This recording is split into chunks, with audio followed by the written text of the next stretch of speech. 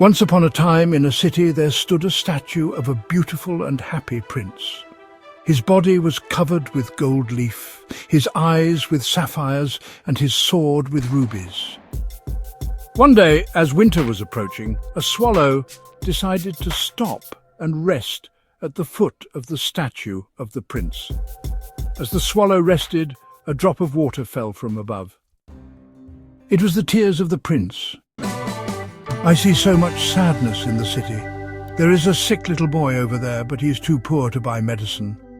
Swallow, will you deliver the ruby of the sword to the child?"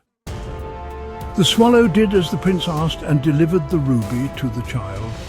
The prince then asked the swallow to give the sapphire of the eye to a poor young man with talent and to a match-selling girl. The swallows must quickly go to Egypt where it is warmer. Swallows cannot live in the cold. But the swallow did as the prince asked and brought the jewel to him. The prince lost both eyes, but the prince was satisfied and said, it's all right, if it makes those children happy."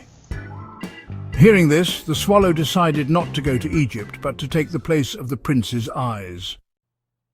"Thank you, Mr. Swallow. Now please remove the gold leaf from my body and give it to the poor." The swallow continued to deliver the prince's gold leaf to the poor, and when winter came, the swallow was so frozen that it could not move. The swallow continued to deliver the gold leaf of the prince to the poor. With his last strength, he kissed the prince and died.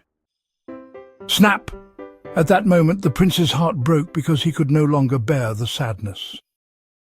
The next morning, the people of the town noticed that the statue of the happy prince had become completely dirty. The next morning, the people of the town noticed that the statue of the happy prince had become so dirty that they decided they didn't need it and melted it down. Strangely, however, the heart did not melt no matter what they did, so they threw it away along with the dead swallows.